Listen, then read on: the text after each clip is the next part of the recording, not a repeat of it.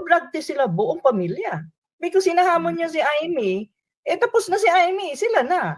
Diba? Yung DNA naman, sabi naman ni Amy, sa DNA test daw, magpapa-DNA test siya kung gusto ni Sandro para magkaalaman. O yun. Siyempre, masakit din yung mga pinagsasabi ni Sandro, no? Sarili niyang tiya, sinasabi na, hindi ka anak ng aking lolo, no? Parang ano na yan, no? Talagang naging desperado na ata yung pamilya ni Marcos Jr., no? Na para ilihis nga issue, pati ba naman yung filiation ng kanyang sariling tiya na napakatanda na rin, no? Ay kino-question pa ngayon, no? Ayan yung pero, siyempre. Ayan statement ni Amy.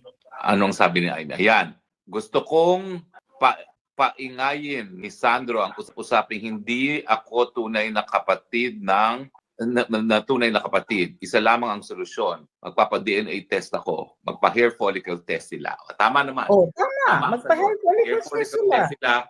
DNA test si Amy kasapos na siya.